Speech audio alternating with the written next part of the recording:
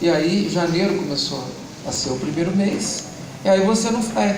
Aí dezembro é o 12º mês, dezembro, né? Outubro é o 10º mês, tudo errado, né? Mudaram as coisas. Mas eu considero que dezembro poderia, já que ele não é mais o último, como antigamente, que era para purificação. Obrigado, irmão Valmir.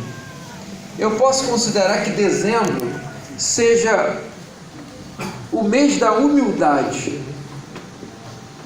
Amém?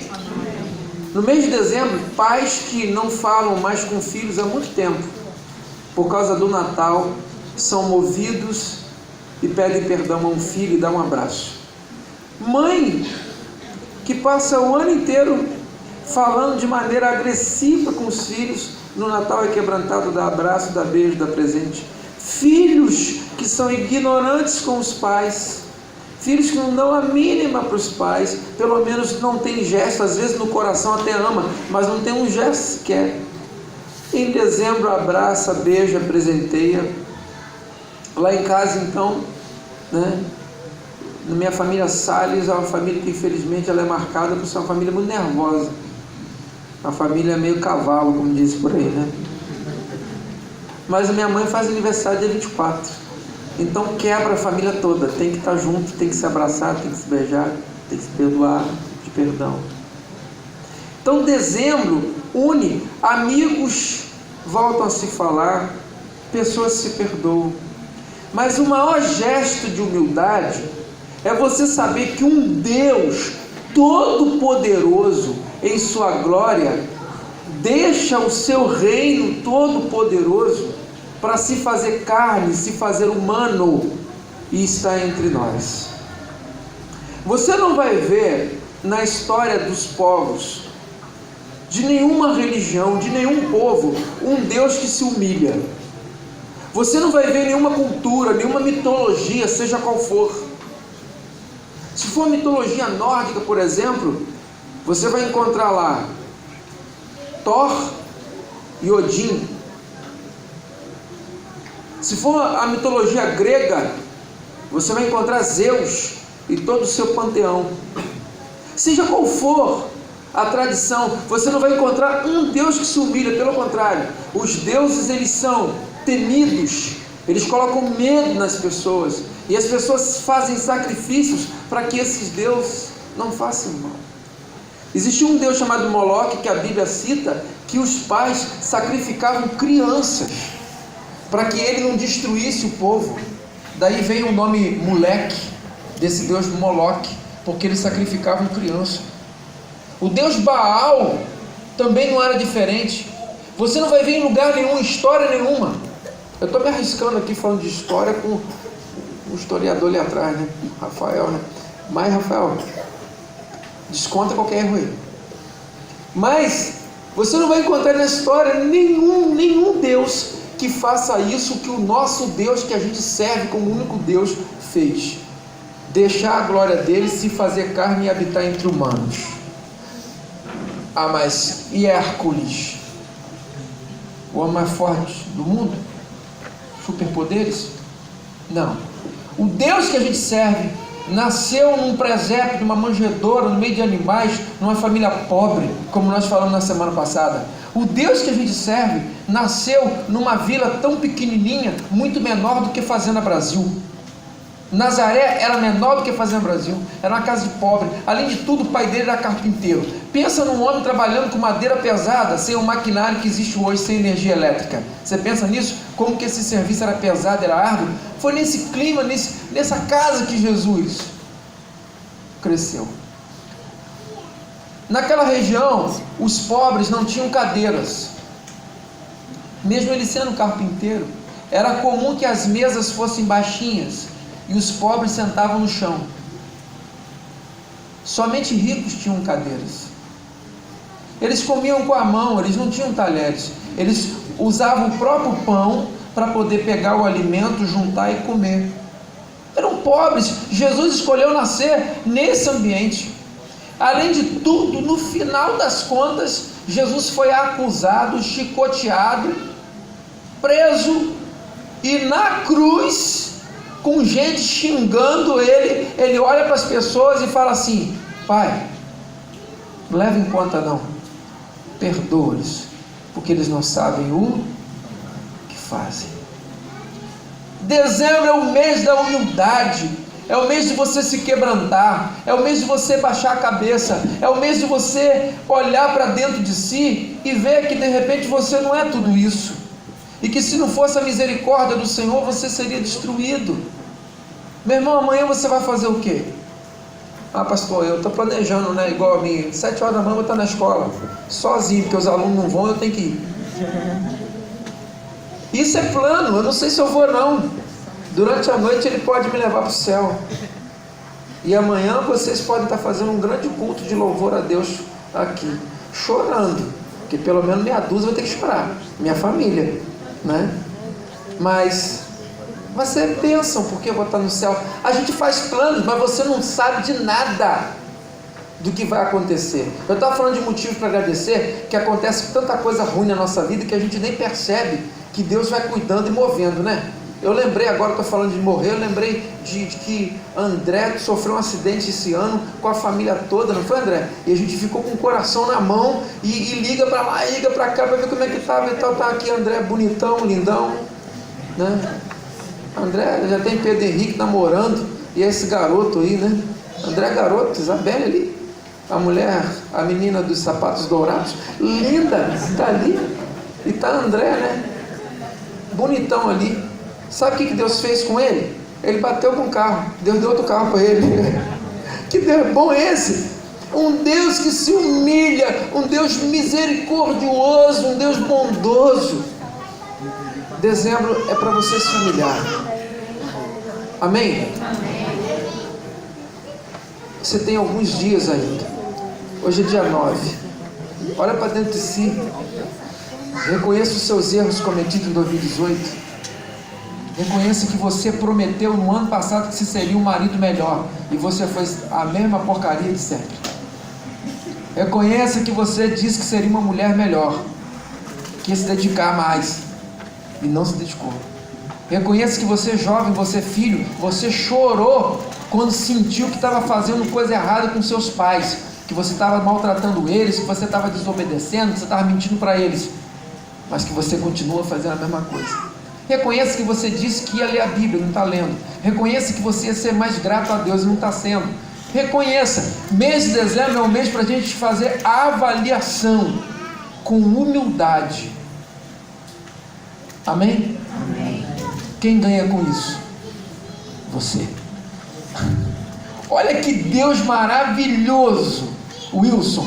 A Bíblia diz que fala assim: os humilhados serão o quê? Exaltados. Por mais que você se humilhe, está pensando que você vai passar vergonha? Ele te exalta. O que diz em Provérbios, Salomão? Que a humildade precede a honra. Toda pessoa que for humilde, que se humilhar diante de situações, será honrado. Mas também diz que toda arrogância precede a queda. Esse Deus é maravilhoso. É por isso que Ele veio para dar exemplo para nós. Deus faz isso. Teve um período da minha adolescência que eu estava me achando tal.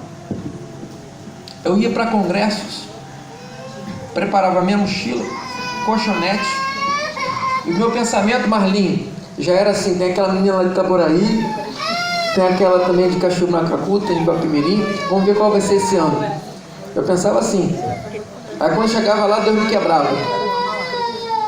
Teve uma vez que eu estava de olho numa menina, ela estava sentada na cadeira da frente assim, ó. Aí na hora da oração eu baixei assim. Quando eu levantei a cabeça, eu sentei o nariz na cadeira da frente, que eu levantei a cadeira com o nariz. Isso não é muito difícil, né? Eu fiz assim, inchou. Acabou todas as possibilidades. Já é grande, imagina inchado. Outra vez, estava num congresso em Boa Esperança. Aí tinha uma mocinha lá que estava de olho e tal. E a gente começou a bater um papo. Na hora do culto acabou a luz. Eu falei, glória a Deus. Agora a luz voltou. Quando eu olhei para o ombro, A gente estava no andar de baixo. Quem foi na igreja de Boa Esperança sabe que a igreja tem 3 andares, se eu não me engano. Cuspiram de lá de cima. Uma cusparada foi no meu ombro. Acabou. Sem chance. Para terminar, a última. Me arrumei, botei camisa por nas calças, porque eu sempre fui quadrado mesmo. Assim para ser pastor. Camisa bonitinha, lembro até hoje, a camisa azul, meio xadrezinho, fazendo tipo. Você sabe que na nossa época, viu, Lelê, você lembra disso? Não faltava no nosso bolso um pente e um drops. Quem é dessa época? Levanta a mão.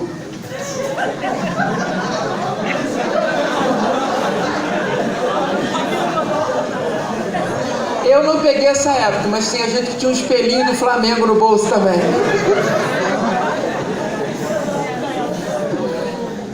Todo culto a gente ia no banheiro, mas era para pentear o cabelo. Era só para isso, que o tupete tinha que estar perfeito. Aí aquele pentezinho, né? Uma vez eu fiquei com medo danado, porque eu fui tomar uma dura da polícia e o pente estava no bolso. Eu falei assim, vai me dar um tapa. Era aquele pente que eu cortava o cabo e botava.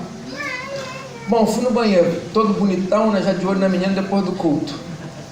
Aí, né, fui lá no box, fui no acampamento batista. Quando eu fechei a porta, eu ouvi um barulho. Pensei que fosse da porta. Voltei pro culto. Tô vendo um bocado de gente rindo atrás de mim. Eu rasguei a camisa, irmãos. Eu não percebi. No box. Deus sempre dava um jeito de me colocar no meu lugar. E Ele falava assim, você não veio para o congresso para isso.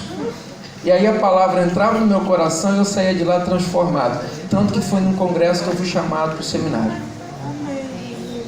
Deus, Ele age com a gente de uma forma muito singular, muito especial. Se desse certo com uma garotinha dessa, eu não tinha casado com Kate. Não é verdade? Eu ia estar me arrependendo até hoje. Deus me desviava.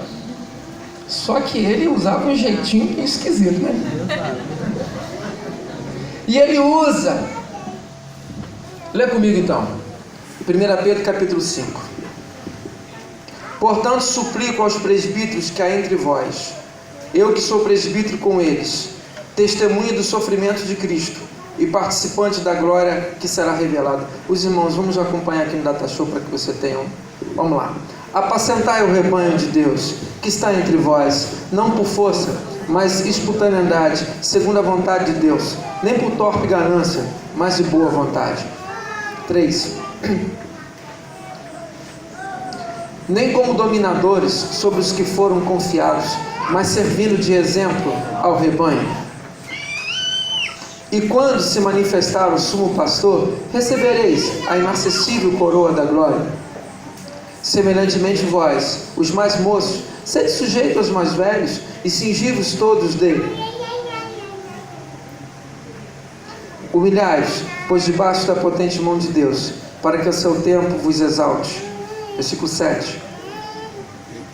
Lançando sobre ele toda a vossa ansiedade, porque ele tem cuidado de vós. Versículo 8. Sede sóbrios, vigiai, o vosso adversário, o diabo, anda em derredor, rugindo como um leão, e procurando a quem possa tragar. O qual resisti firmes na fé, sabendo que os mesmos sofrimentos estão se cumprindo entre os vossos irmãos no mundo.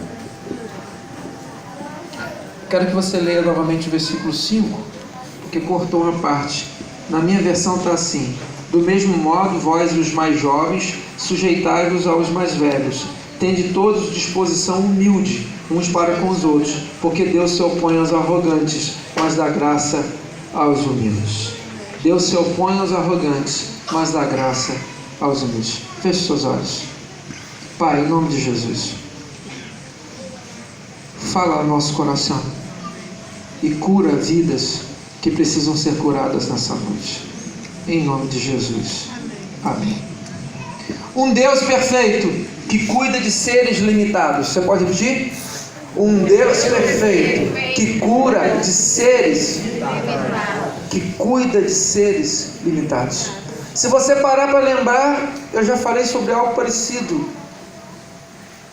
há um mês atrás. Porque eu quero que fique guardado no teu coração que esse Deus perfeito era para ser o contrário, mas Ele é que cuida dos seres limitados, os seres limitados que deveria cuidar dele, os seres limitados que deveria presenteá-lo, os seres limitados que deveriam fazer coisas para esse Deus, mas ao contrário, o Deus perfeito se dispõe a fazer coisas para nós. Pedro diz nesse texto que devemos ser humildes e ficarmos debaixo da potente mão de Deus, se humilhando e se prostrando, reconhecendo quem é Deus e quem somos nós. Os primeiros versículos que nós lemos são destinados aos pastores. Olha essa coisa interessante. Pedro fala assim: olha, aos presbíteros, eu sou presbítero igual a vocês. Pedro tendo toda a experiência que ele tinha, Pedro tendo toda a vivência com Jesus, Pedro chegou a um grau de importância na igreja, ele era o líder da igreja. Pedro, quando pregou pela primeira vez, mais de 3 mil almas se converteram e foram batizadas. Pedro passava, as pessoas queriam ficar perto da sombra de Pedro para serem curadas. Pedro estava preso e as prisões foram abertas, como nós vimos numa mensagem recente, sem ele fazer nada. O anjo tirou ele da igreja. Pedro tinha uma experiência com Deus diferenciada que ninguém aqui nunca teve, nem nunca vai ter. Pedro esteve com Jesus. Quando Pedro chamava amigos mais íntimos para conversar, Pedro estava nesse meio. E Pedro fala assim: olha só, presbíteros, eu sou pastor igual a vocês. O nome disso é o quê? Humildade. E vocês sabem que a Bíblia não diz, mas a história diz que Pedro foi preso em Roma. E na hora de ser morto, ele ia ser crucificado, igualzinho a Jesus. E ele pediu para ser crucificado de cabeça para baixo, porque ele não era digno de morrer igual a Jesus. E Pedro continua falando o seguinte: olha, pastores, pastoreai o rebanho de Deus que está entre vós, cuidando dele, mas não por obrigação, mas sejam espontâneos, segundo a vontade de Deus, nem por interesse em ganho ilícito, mas de boa vontade. Não sejam dominadores deles, mas sirva de exemplo para o rebanho. Olha só o que Deus está falando para nós, pastores. Cuidem desse rebanho, faça isso de maneira espontânea, não faça isso por dinheiro, e também não pense que vocês são donos deles. Lembra sempre, quem é o dono do rebanho é quem? É Deus. Nós somos apenas pastores, cuidadores. Não vem achar que eu sou Deus, não. Eu não sou Deus. Quinta-feira eu vim para cá doente, na sexta-feira eu fiquei de cama, no sábado eu fiquei de cama, tive que desmarcar um monte de estudo bíblico, visita, porque eu fico doente. Eu sou ser humano, eu estou meio rouco ainda, eu não sou Deus, então não acho que eu vou cuidar de tudo e conseguir resolver tudo. Mas o pior é que o idiota aqui às vezes acha que é Deus, e toda vez que eu acho que eu sou Deus, eu me arrebento, né? Porque eu não sou Deus. Mas o que a Bíblia está dizendo? Pastores, não sejam gananciosos, não sejam dominadores, cuide desse rebanho com amor, sejam humildes para cuidar deles. Mas infelizmente não é isso que a gente tem visto, né? Pastores que quando colocam uma roupinha melhor, um terno, uma gravata, ou seja, como for uma roupa, quando sobe aqui, pega o microfone. Quando eu falo aqui, não que eu estou dizendo que é na nossa igreja, é que os pastores em geral foram ensinados que eles são melhores. Mas pastores são servos. É por isso que muita gente, quando fala do ministério pastoral, entende que é um ministério de serviço intenso, de muito sacrifício, porque um verdadeiro pastor, ele dá a vida pela ovelha. Ele vai sacrificar, humano que ele é. Aí eu fui entender por que mandaram um sermão para mim de 2012.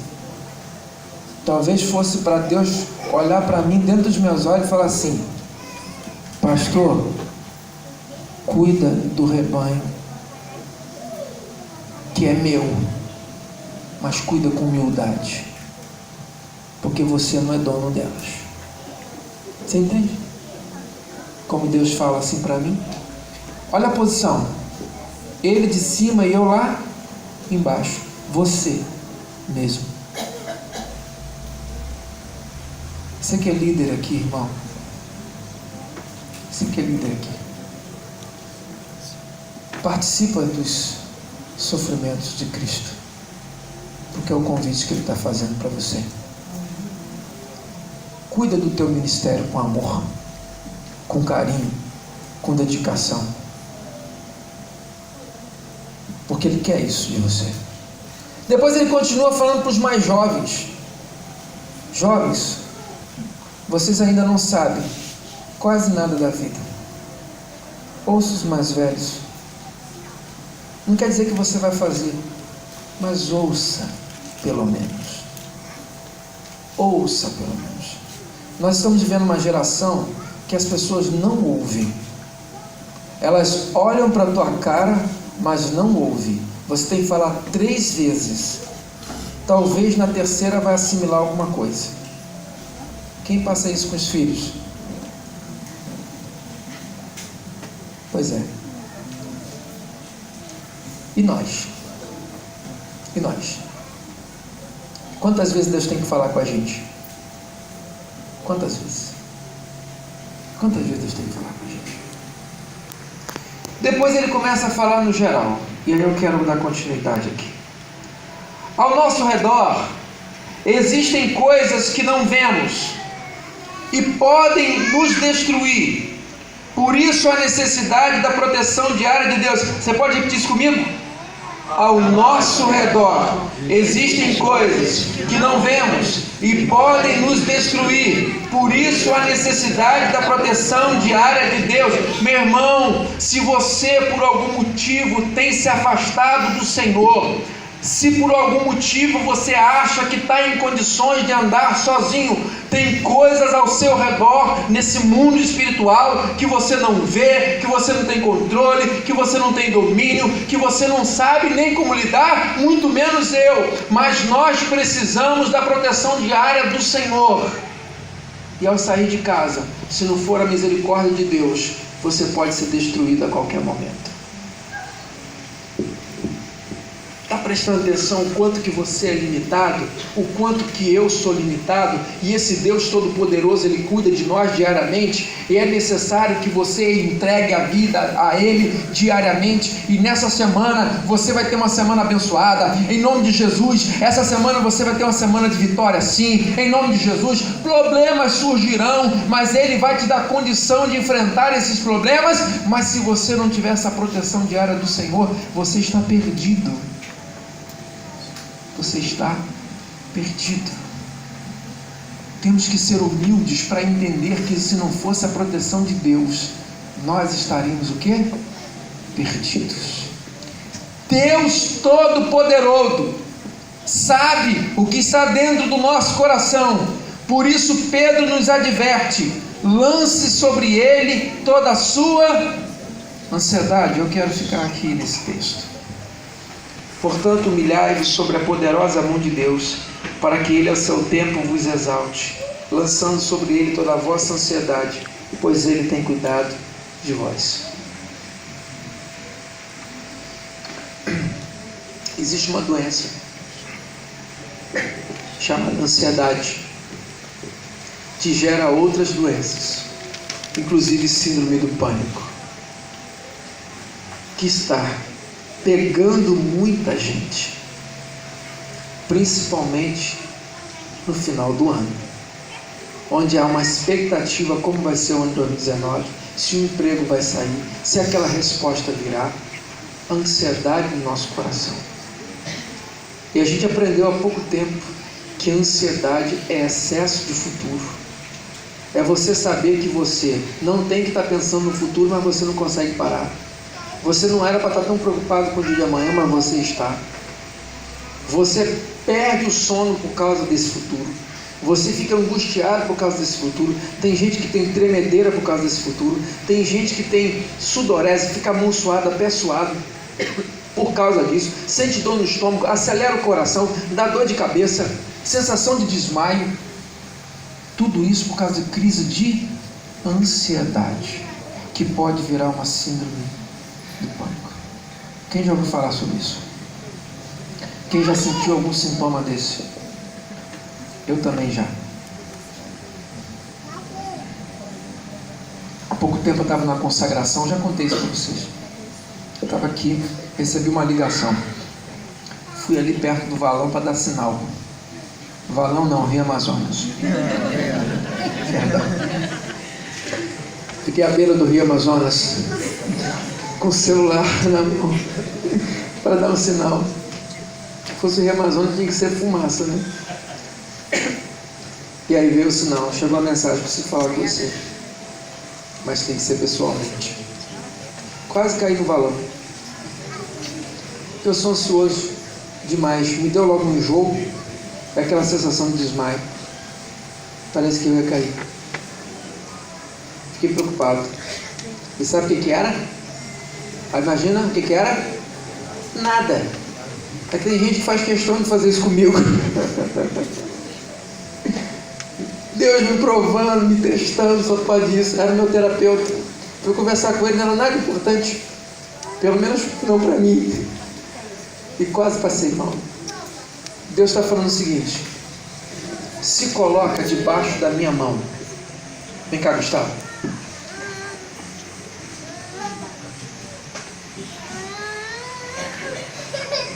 Fica aí. Se entrar alguém ali agora querendo te bater e só tem nós dois aqui, o que você faz?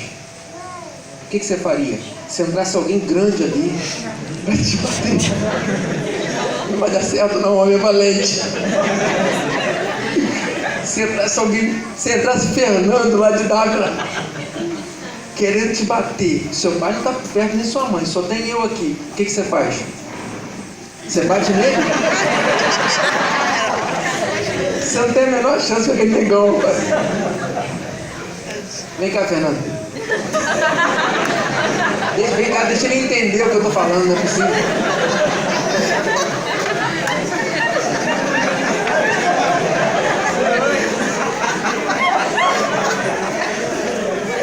Olha pra galera lá. Você encara isso aqui?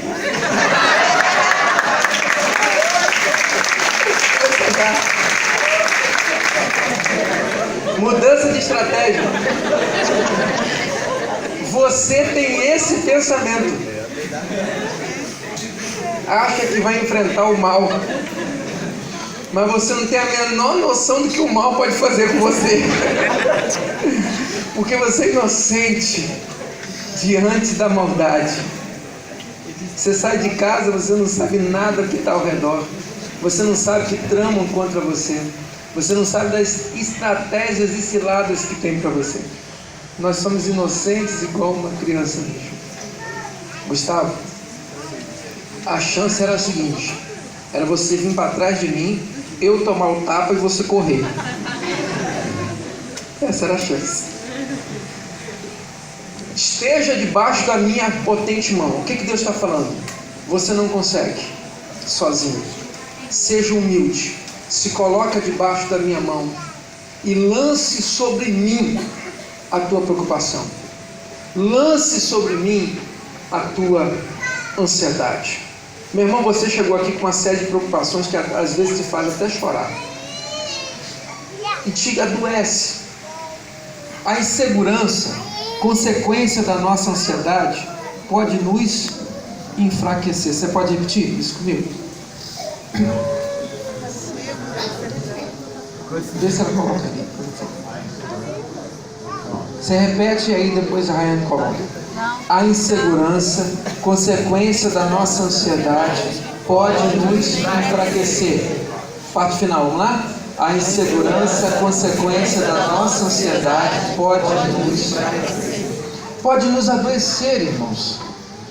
Pode nos adoecer. Você está preocupado com o quê? O que mais está te preocupando? Você não pode sair daqueles tempos de mãos vazias. Não pode mesmo.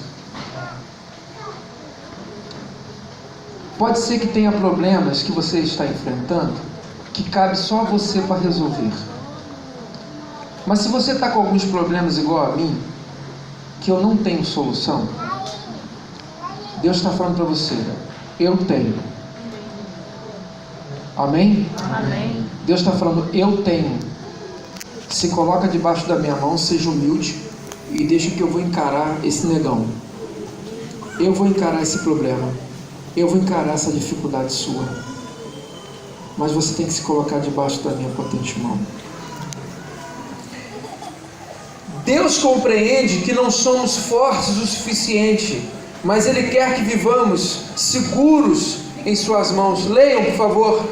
Deus Compreende que não somos fortes o suficiente, mas Ele quer que vivamos seguros em suas mãos.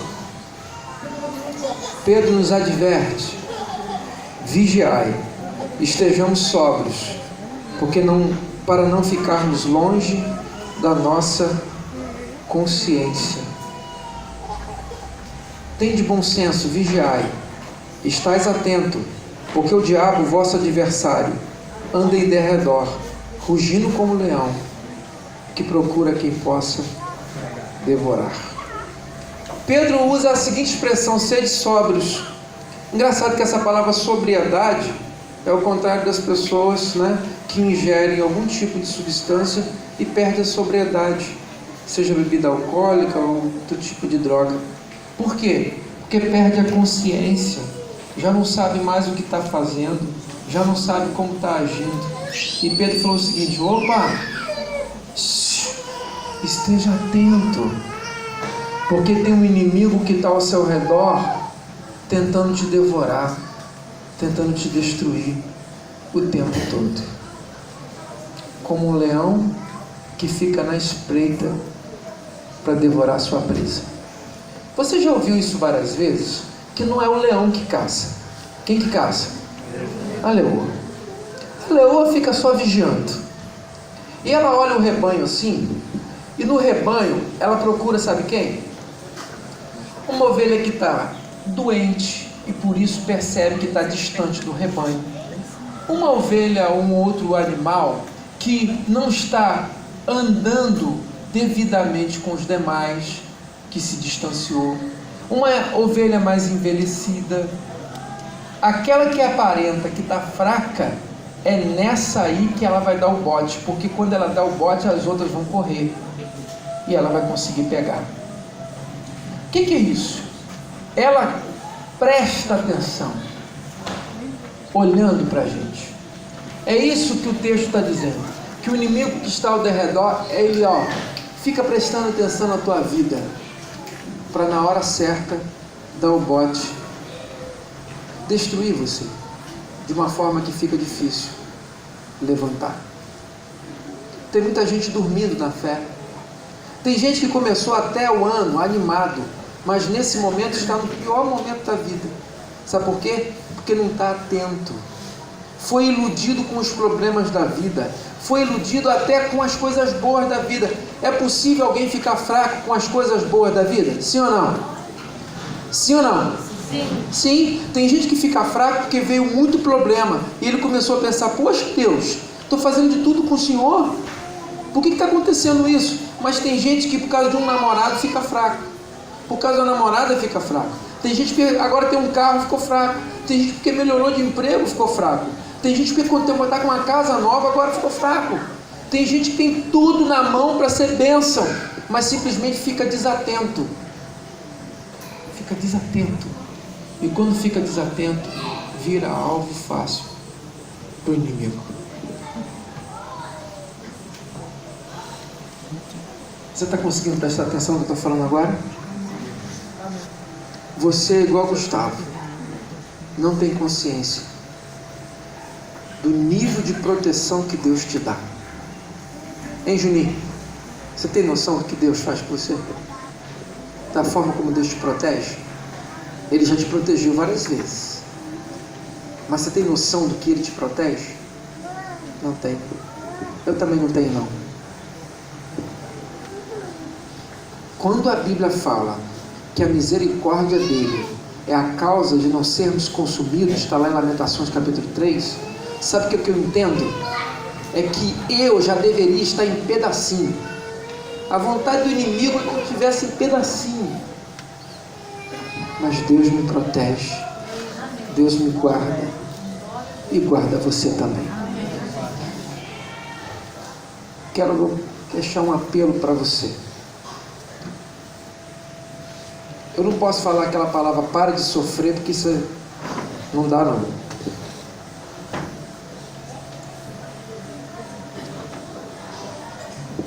Jesus falou assim: no mundo tereis aflições, tem bom ânimo. Então não dá para eu falar para você parar de sofrer, porque você vai sofrer.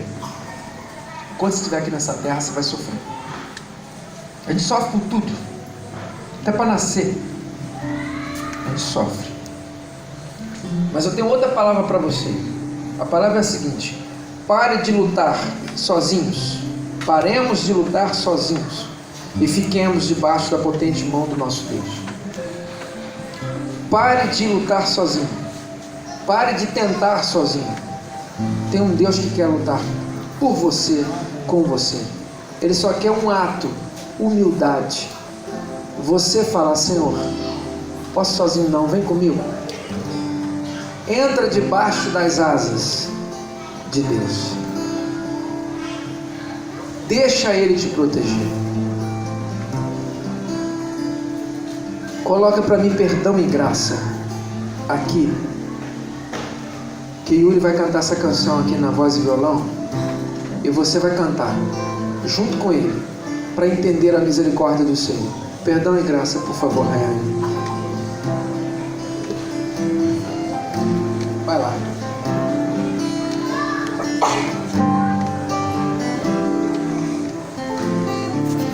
Confesso-te, Senhor, que fraco eu sou, tão fraco eu sou, mas forte tu és. Eu venho a ti, Senhor, sem nada pra dar, só quero pedir, vem ajuda-me, ó Deus.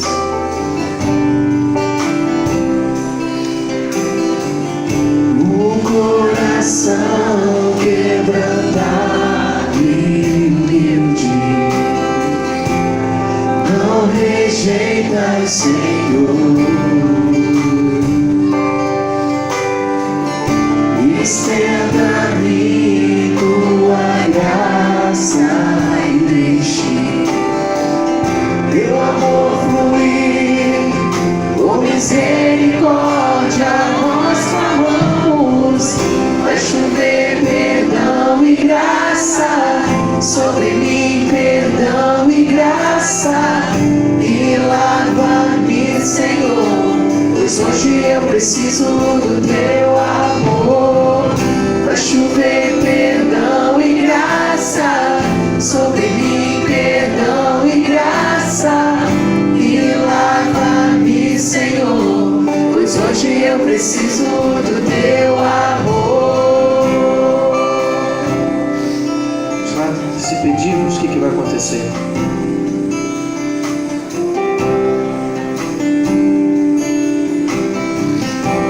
Se pedirmos, tu virás, tua chuva derramarás.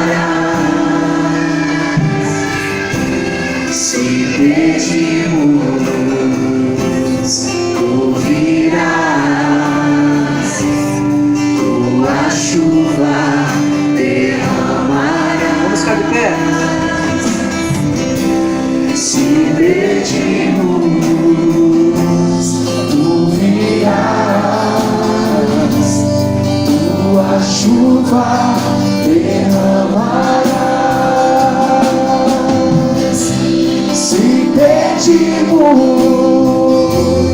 tu virás, tua chuva derramarás. Vai chover perdão e graça sobre mim, perdão e graça, e lava-me, Senhor, pois hoje eu preciso do teu amor. Vai chover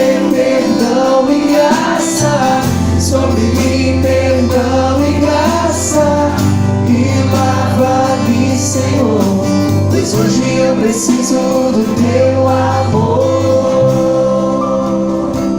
Olha só, confessa a ti, Senhor, que eu sou fraco. Se não fosse chuva de perdão e graça, o que seria de você e eu? Ah, mas tem um detalhe: se pedimos, você tem que ser humilde para pedir e para entregar nas mãos dele. 20 segundinhos para você. Feche seus olhos. Coloca diante dele aquilo que você não pode, só ele pode fazer. Se coloca debaixo da mão dele agora. Você não está num lugar qualquer, que é a casa do Senhor. Grandes coisas o Senhor pode fazer nesse lugar. Pode colocar agora sem medo. A falta de fé ele sabe que você tem. Ele sabe que você e eu temos uma fé muito pequena. Mas coloca diante dele agora. Abre teu coração. Aquilo que você não pode fazer, pede mesmo. Pede com fé. Seja humilde diante dele. Coloca para ele. E ele pode fazer. É a transformação no seu casamento? Pode. É a transformação na sua vida. Você está desempregado? Ele pode. É uma cura? Ele pode. Ele pode mudar seu pensamento? Pode. Ele pode trazer você a ser vivo novamente, que você está fraco na fé. Ele pode te avivar? Ele pode. Ele pode converter o teu coração? Ele pode. Ele pode. Senhor, contempla o teu povo agora que pede, o teu povo que clama. Nos humilhamos diante de ti agora, Pai, debaixo da tua potente mão, entendendo que é o Senhor que nos protege do mal e que todas as circunstâncias da vida só podem ser resolvidas se o Senhor quiser. Então, Deus, eu entrego esse povo em tuas mãos. Eu entrego a minha vida em tuas mãos. Eu imploro no nome do Senhor Jesus Cristo, vem cuidar de nós. Eu sei, tu és um Deus todo-poderoso, mas a tua palavra diz que o Senhor cuida de nós. O Senhor cuida da nossa ansiedade, que nós deveríamos lançar, ó Deus, nas tuas mãos toda a nossa preocupação. Então, Deus, eu entrego agora toda a preocupação desse povo, todas as necessidades desse povo, Pai, em tuas mãos. Seja jovem, seja adolescente, seja idoso, para a honra e glória do teu santo nome, para que haja muitos testemunhos ainda nesse final de ano, para que venha a resposta do Senhor. Deus, em nome de Jesus, derrama graça, misericórdia, poder que vem do alto céu sobre o povo que está aqui nesse lugar, o povo que saiu de casa com o objetivo de te adorar. Mas a tua palavra diz que todo aquele que se humilhar será exaltado, Pai. Se tem pessoas passando por humilhação, se tem pessoas sendo humilhadas dentro de casa, no trabalho, na rua, tem sido humilhado pela sociedade, tem sido humilhado pelas circunstâncias da vida, Pai, em nome de Jesus, faz cumprir a tua palavra nessa noite. Ergue essas pessoas, tome essas pessoas pela mão, Pai, em nome de Jesus. Muda as circunstâncias que são necessárias, Pai. Traz avivamento para aquele que está fraco, traz vida, faz descer fogo do céu, Pai, se é necessário, mas muda as circunstâncias. Nós entregamos essa igreja, nós entregamos as nossas famílias, nós entregamos a nossa vida em tuas mãos, porque reconhecemos que sem a tua potente mão nós estamos perdidos, Pai. Nós estamos perdidos, precisamos da tua misericórdia, em nome de Jesus.